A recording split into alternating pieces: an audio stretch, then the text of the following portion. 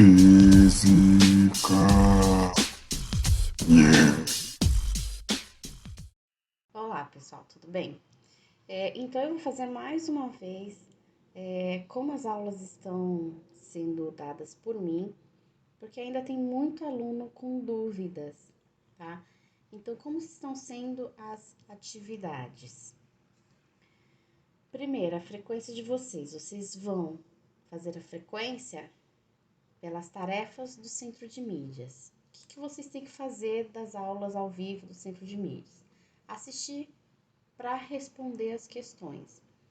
Então, aqui nessa abinha aqui, né, tem as tarefas, você seleciona, tem aqui a aula relacionada, né, da questão. Aqui em cima não dá para ver, mas aqui tá a questão, a aula que está relacionada à questão. Clica aqui em enviar e pronto, sua presença está computada. Não precisa fazer resumo, anotações da aula, não precisa fazer nada. Assiste a aula, claro, se tiver dúvida pode perguntar, e envia a questão. Nós, professores, a gente tem na sede o acesso de quem está respondendo as questões ou não, tá? Então, no final do bimestre, eu vou olhar ali quem respondeu as atividades para contar como presença ou não, tá? Como a gente está passando atividades, professores que estão apenas à distância, ele vai entrar no centro de mídias, tá? Vai estar as atividades lá? Nem sempre. Tem professor que passa atividade no centro de mídias, tem professor que abriu um Classroom e está passando as atividades lá. O que eu tenho feito, principalmente agora no começo? Eu tenho o Classroom, muitos alunos já estão lá, eles estão fazendo as atividades. É bom porque o Classroom já aparece as atividades tudo organizada. Mas eu também pego essas atividades que eu posto no Classroom e coloco tudo num PDF e posto no centro de mídias. Porque tem aluno que ainda não conseguiu, porque tem que estar com o e-mail institucional, né? Então não é tão simples assim. Então, no centro de mídias, todos os professores vão entrar em contato com vocês lá. Tem que entrar ali no chat da turma. Vocês têm acesso a 2 chats, né? O de todos, que tem todas as salas juntas, né? Várias salas juntas e a sua turma individual. Na turma individual, o professor ele vai tirar as dúvidas lá, tá? Agora, a aula da minha disciplina. O que eu tenho feito? No Classroom, coloco 2 links. Um com vídeo e o outro com formulário. Vídeo aula normalmente está sendo as aulas que eu tenho gravado, mas pode ser do centro de mídias, pode ser do YouTube.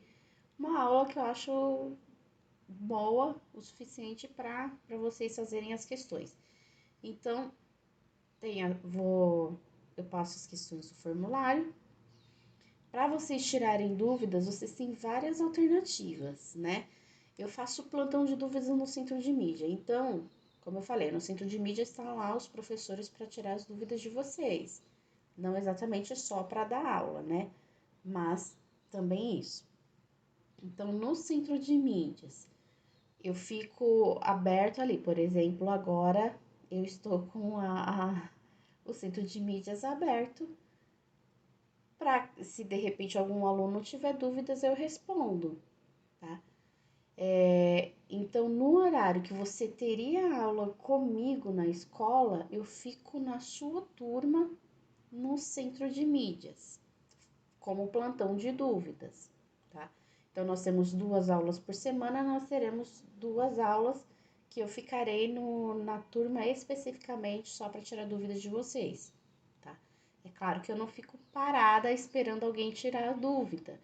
Como eu disse, agora eu estou esperando alguém tirar dúvida, mas eu estou gravando, corrigindo atividades, fazendo outros trabalhos, né, burocráticos e pedagógicos que o professor tem. Então, às vezes eu tô digitando a nota, tô digitando o registro de aula, né, no diário, mas eu estou prioritariamente, o aluno que tem dúvida ali quando eu vou responder. Além disso, além do plantão do centro de mídias, que eu fico 2 aulas por semana com vocês, ainda eu respondo mensagens que vocês podem enviar individualmente, né? Pelo centro de mídias. Se você clicar no nome do professor, vai aparecer uma tela para você enviar a mensagem.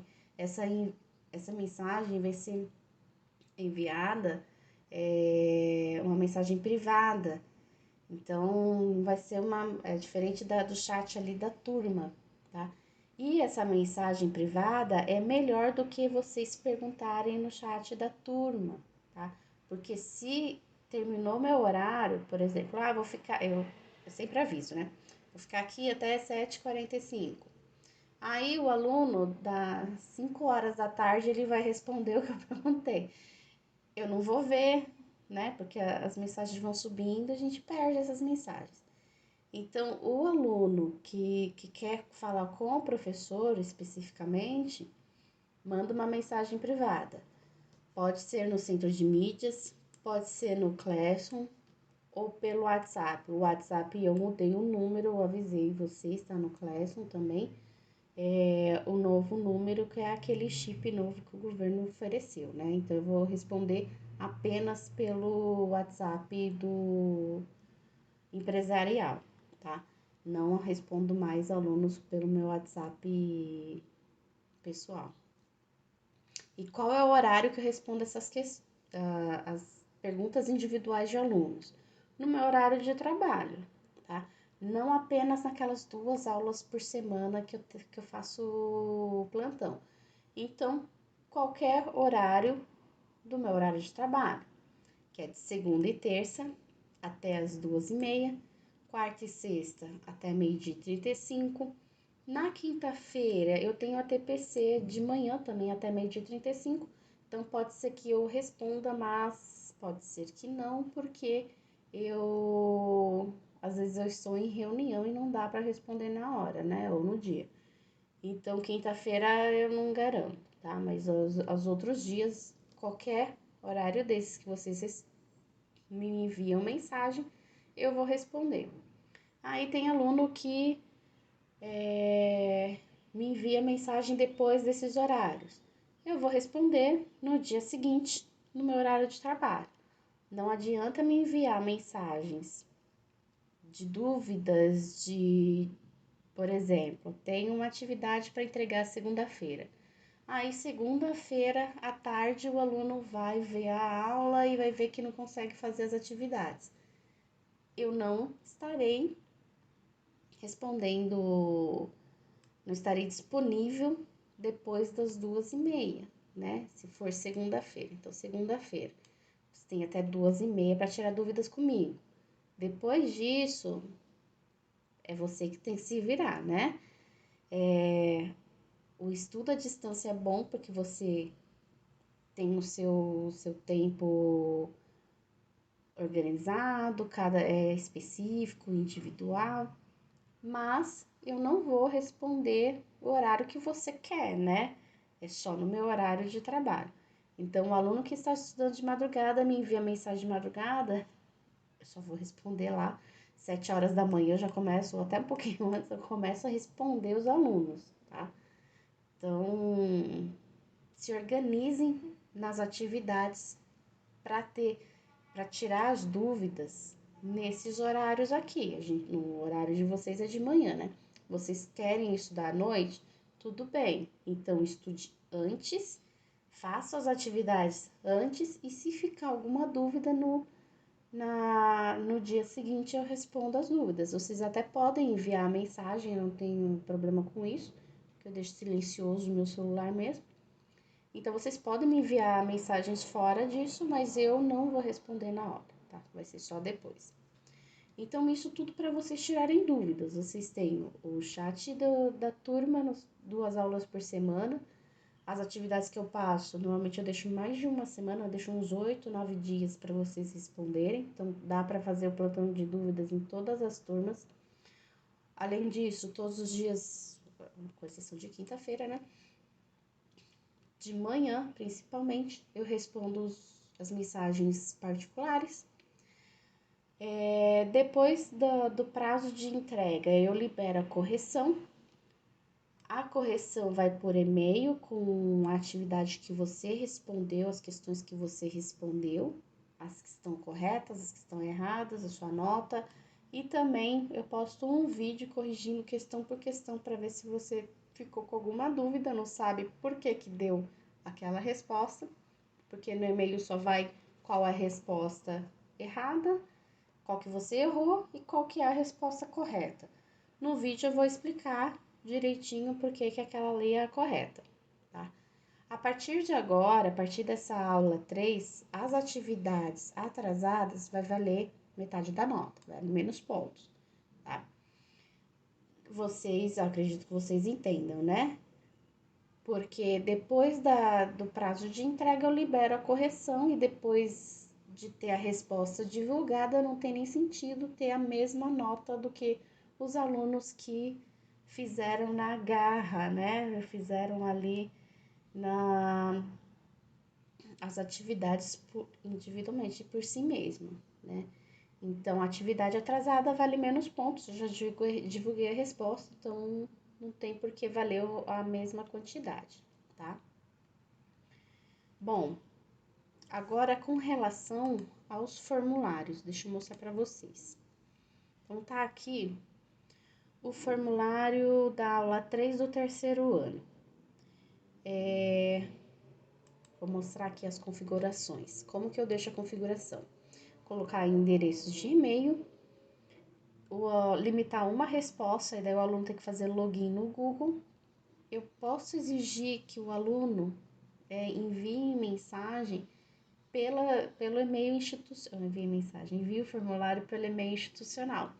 Mas eu não exijo isso porque eu prefiro que vocês preencham no formulário um e-mail que vocês usem, né? Para vocês receberem as respostas. Aqui a apresentação eu sempre embaralho a ordem das perguntas, então às vezes o nome tá por último, a sala tá separado, parece meio bagunçado, mas é porque eu embaralho mesmo as ordens das questões. Então, se você fizer uma pergunta, professora, eu não entendi a questão 4. Eu não sei qual que é a questão 4 do seu formulário. Se você fechar o formulário e abrir outra, a questão 4 vai ser diferente. Porque toda atividade ele embaralha a ordem das perguntas, tá? Então, para você tirar dúvidas, vocês precisam ser específicos. Olha, estou com dúvida naquela questão tal. Aí eu vou saber qual que é. Agora, a questão 1, 2, 3, 4, aí eu não vou saber, porque eu embaralho a ordem das questões, tá? Você recebeu essa mensagem de confirmação? Sua resposta foi registrada. Você não precisa enviar a atividade novamente. Tem aluno que envia 3, 4 vezes porque não sabe se enviou ou não a atividade. Bom, eu sugiro que vocês façam um controle, né? Pega ali só para atividade, uma página, uma folhinha para atividades de física. Então, tem a aula inaugural, aula 1, aula 2, aula 3, você coloca OK do lado.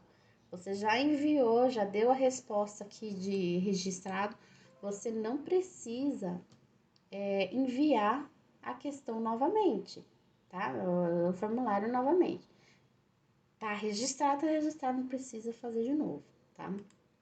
E aqui os testes. Então, antes do prazo de entrega, eu não libero a nota, né? Depois que eu liberei depois que eu liberei as notas, que já foi o prazo de entrega, aí eu libero a nota imediatamente. O aluno que entregou atividade atrasada já recebe na hora um e-mail com a nota dele, tá? E o que os alunos, aqui são o que os alunos podem ver, né? Aqui, quando eu for enviar as notas, eu vou colocar a pergunta errada, correta e os valores, tá? Outra observação quanto ao formulário, vou colocar aqui, visualizar o formulário. Calma aí, deixa eu... Não dá pra tirar isso. Aí. O formulário não aceita potência. Eu não, pelo menos não consigo pôr. Então, como eu coloco? Como a linguagem né, de informática costuma colocar a potência, que é esse circunflexo, chapéuzinho, que tá uma setinha para cima, né? Tá elevado, tá? É símbolo de elevado. Então, aqui, se vocês tiverem dúvidas nessas questões, porque ficou meio tumultuado, né, as respostas, fica aqui, ó, 10 vezes 10 elevado a menos 19. Aqui, 10 elevado a menos 10. 10 elevado a 16, tá? Na última questão, ou na aula 1, vocês responderam aqui, tiveram alguns alunos que colocaram que esse símbolo de elevado, outros escreveram elevado, mas eu vou deixar aqui elevado até para não ficar muito poluído, mais do que já tá, né? Essa confusão.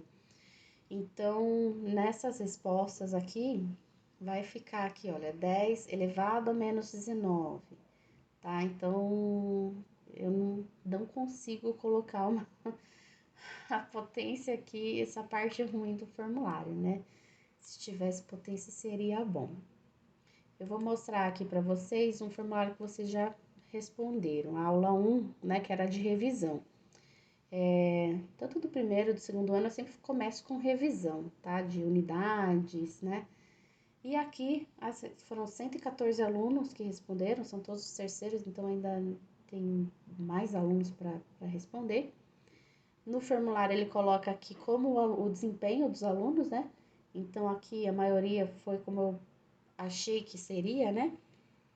Os alunos foram bem, conseguiram 18 a 20 pontos, que era a máxima, né?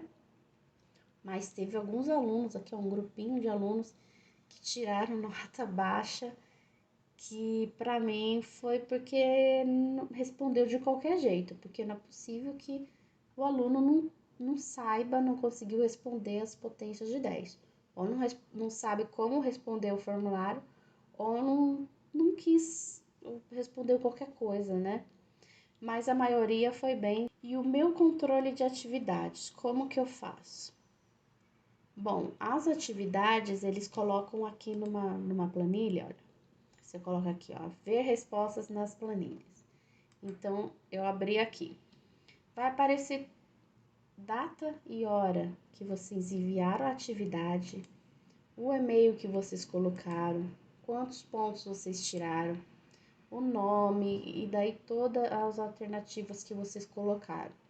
Isso daqui é o meu documento, né? É da onde eu tiro as notas de vocês.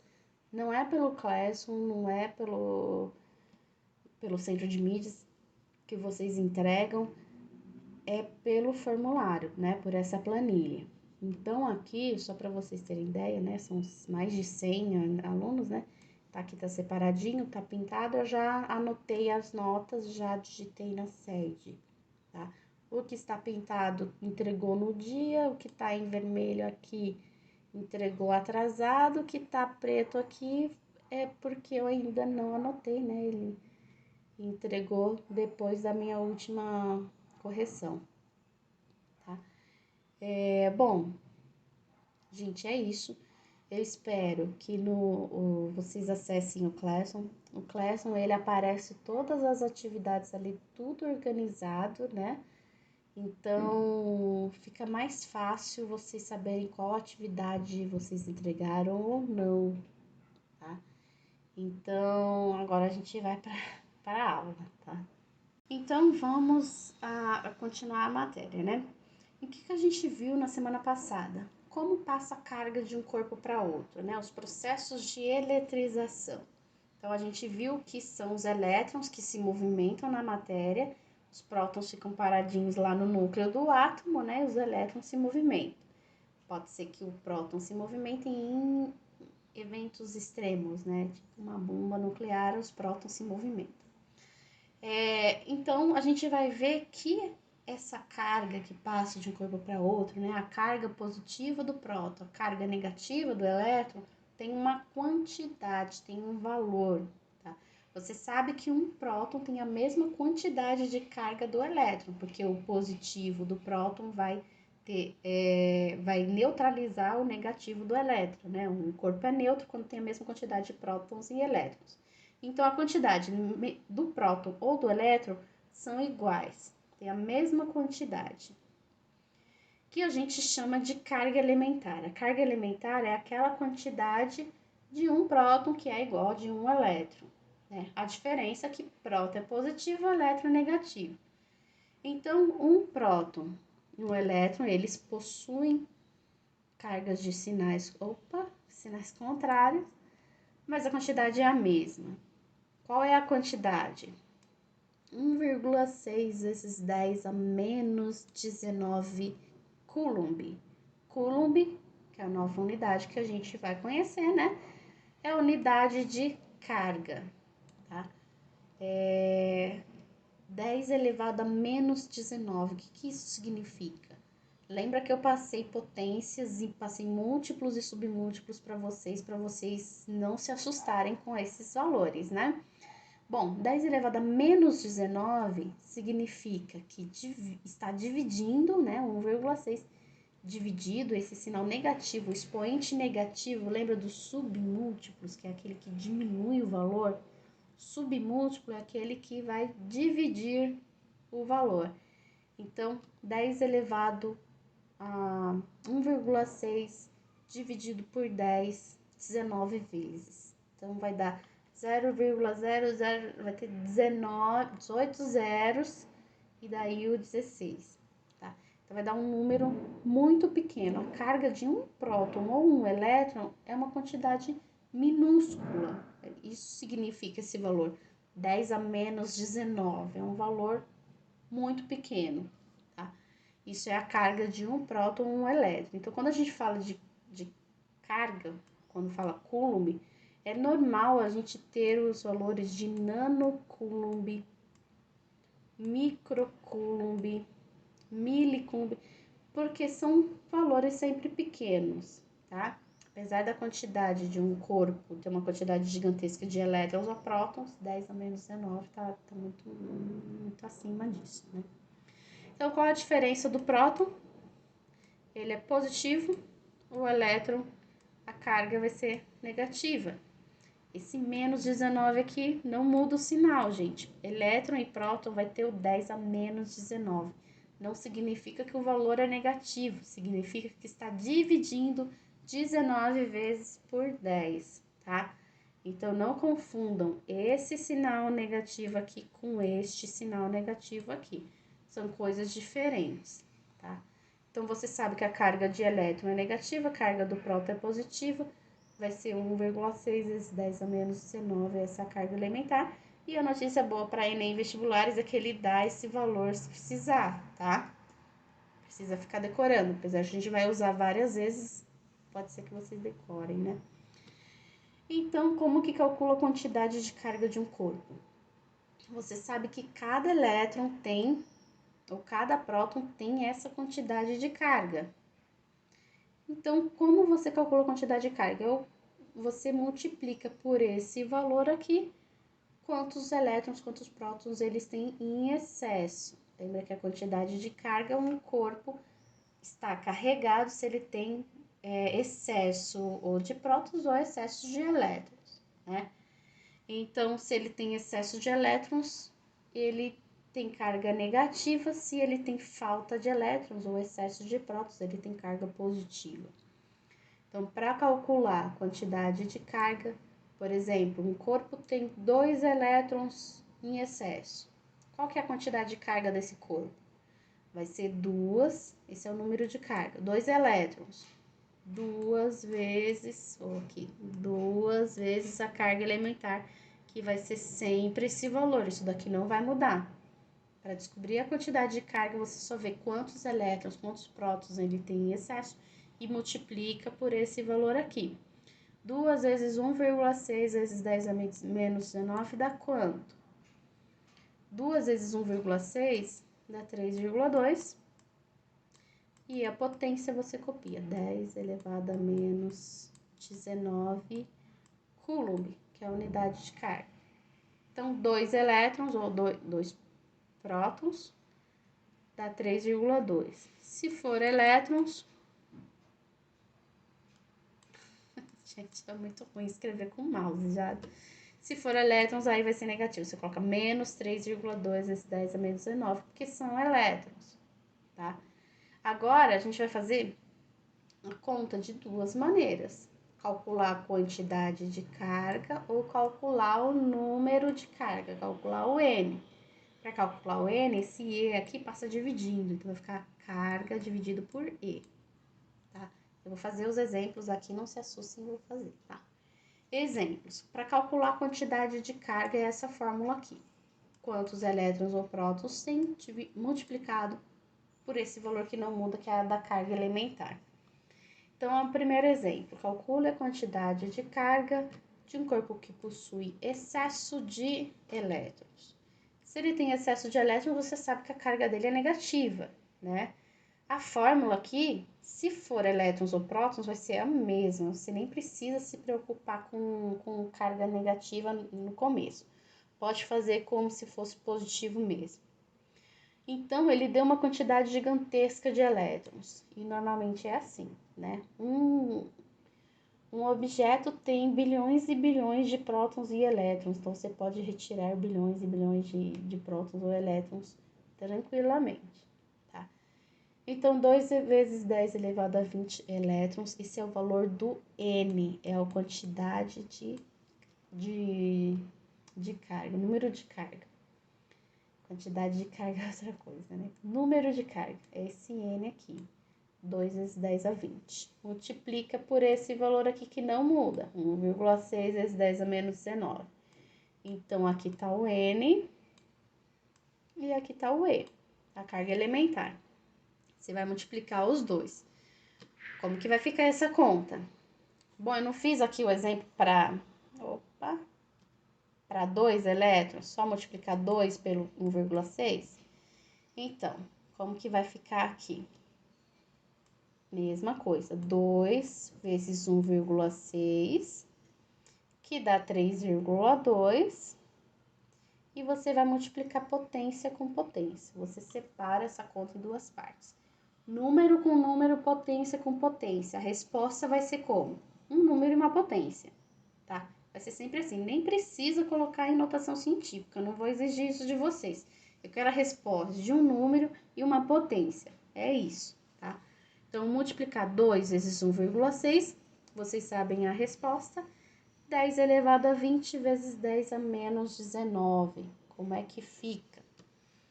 Então, aqui, 2 vezes 1,6. Ai, já escrevi errado.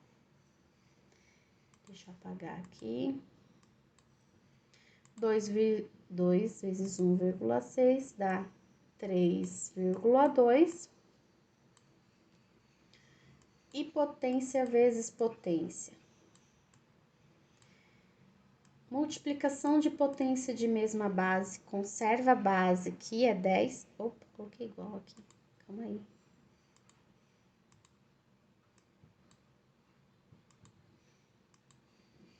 É vezes. 2 vezes 1,6, 3,2. 10 elevado a 20 vezes 10 a menos 19. É uma multiplicação de potência de mesma base. Você conserva a base, que é 10. Soma os expoentes, vai ficar 20 mais menos 19. 20 mais menos 19 dá 20 menos 19. Lembra que na multiplicação os expoentes não mudam o sinal, você conserva o sinal. Então, vai dar 3,2 vezes 10. Faz a conta aqui, 20 menos 19 dá 1. Aqui, não precisa resolver, tá? Dá pra resolver, mas não precisa. Então, como é que fica a resposta? 3,2. Vou copiar tudo de novo, né? Vezes 10 elevado a 1. Agora, é positivo ou negativo? São elétrons. Lembra que são elétrons. Se são elétrons, a quantidade de carga é negativa. Tá? Então, você pode pôr negativo aqui, porque é de elétrons? Pode, mas vai ficar... Vai ter que pôr entre parênteses, né? Não pode confundir com menos, é multiplicação. Então, deixa pro final, fica mais fácil. São elétrons, carga negativa, Coulomb, que é a unidade de carga. 3,2 vezes 10 elevado a 1, tá fácil, né? Dá menos 32. 3,2 vezes 10 dá 32 coulomb. Vocês podem responder assim ou assim, tanto faz, né, que tá em notação científica, ou já pode resolver, que já é abaixo. No vestibular e no Enem, você vai ver as alternativas, né, você vai ter que saber resolver de um lado ou do outro, tá? Vocês têm que saber que isso daqui, 32, equivale a 3,2 vezes 10 elevado a 1, tá? Bom, exemplo 2 é a mesma coisa, né? Opa. Número de prótons, esse aqui é o N. 1,6 vezes 10 a menos 19 é a carga elementar, é da fórmula. Não vai mudar esse valor, continua mesmo. Só esse N, só esse número de prótons e elétrons que vai mudar. Como que você vai fazer a conta? Da mesma maneira. Bom, agora são excesso de prótons. A diferença aqui é positivo, né? É só isso. Como que você vai fazer? 4 vezes 1,6, multiplica, né? Faz a conta, dá 6,4. E a potência? Multiplicação de potência da mesma base, conserva a base, soma os expoentes, vai ficar 30 menos 19, né? 30 menos 19, deixa eu copiar aqui, 6,4. 30 menos 19 vai dar 11. Então, vai ficar 10 elevado a 11 coulombs. Não resolve isso daqui, gente. Vocês não vão ficar colocando resposta em atividade com 11 zeros depois da casa, tá? Deixa assim, 6,4 vezes 10 a 11. É isso que eu quero de vocês. Um número, uma potência. Depois da resposta, no vestibular ou no formulário, vocês vão verificar o que equivale a 6,4 vezes 10 a 11, tá? Nas alternativas, você vai ter que encontrar o valor equivalente. Positivo, porque são prótons, então não precisa pôr nada aqui, né, no 6,4, diferente aqui dos elétrons, que é negativo. Gente, essa é a resposta, é só multiplicação, tá? Bom, agora a gente vai calcular o número de elétrons. Quando ele dá a quantidade de carga e você tem que descobrir o número de elétrons, como que você faz? Primeira coisa, quantidade de carga. Você olha as unidades aqui, ó, tem duas letras. O que você faz com a primeira letra, que é um múltiplo ou um submúltiplo da unidade?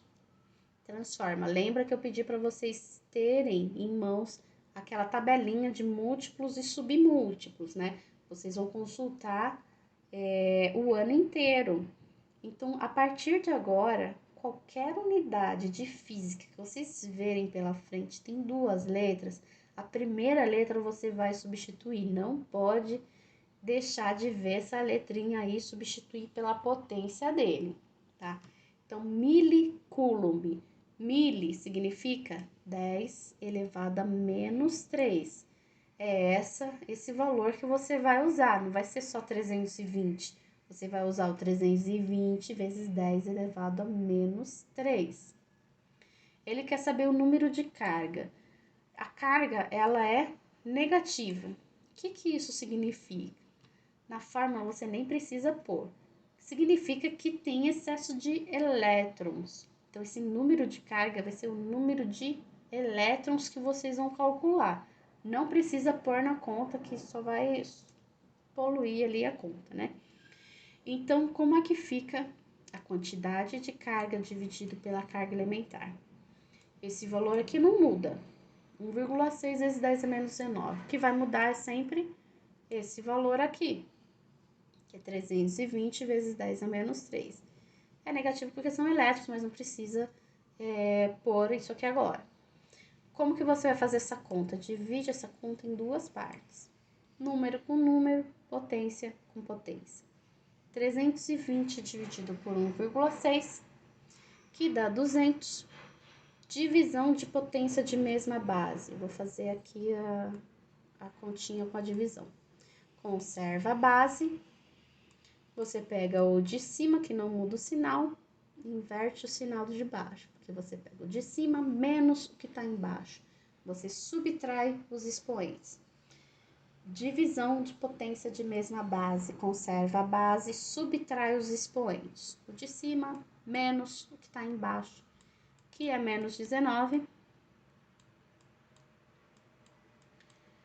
Faz regrinha de sinal, menos com menos mais, né? Vai ficar menos 3 mais 19. Essa regrinha aqui de sinal. 19 menos 3 dá 16, tá aqui, né? Não vou ficar escrevendo aqui. 16 elétrons. Por que elétrons? Porque a carga é negativa. E se é negativo, significa que ele tem excesso de elétrons, tá? Então, o que é para fazer? É só dividir. A diferença do anterior para esse é que em vez de multiplicar por 1,6, vezes 10 a menos 19, você vai dividir. Aqui na divisão de potências, o que você tem que lembrar? O de cima não muda o sinal, o de baixo inverte. Ele era negativo, ele vai ficar positivo. Vamos fazer mais exemplo. Agora aqui de novo, olha, presta atenção aqui na unidade, tem duas letras. Você olha a primeira letra, ele é um múltiplo ou submúltiplo, é um submúltiplo, é um nano, vale 10 elevado a menos 9. Isso daqui é o valor do nano. Você vai substituir aqui na fórmula, 64 vezes 10 a menos 19. Você sabe que a carga é positiva, então a gente tá falando de elétrons, né?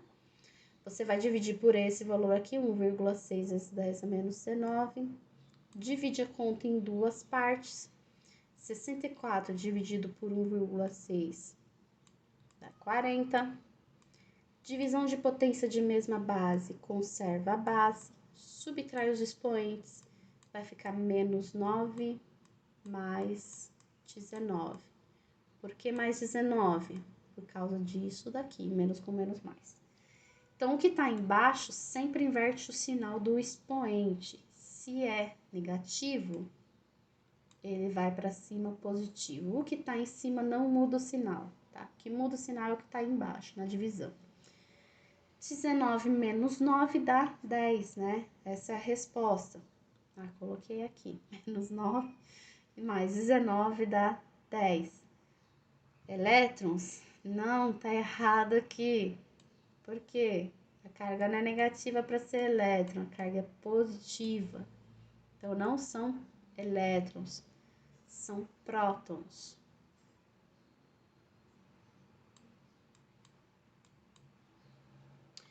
Bom, gente, é isso, essa aula. É só vocês fazerem esses dois tipos, vai ter esses dois tipos de contas, tá?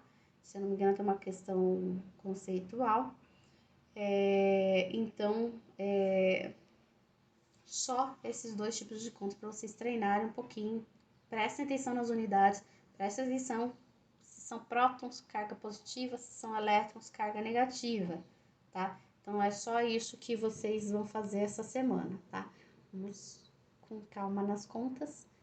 Tirem as dúvidas se tiver, tá? Durante a semana ou individualmente, tá? Boa diversão com as contas essa semana, gente. Tchau, tchau.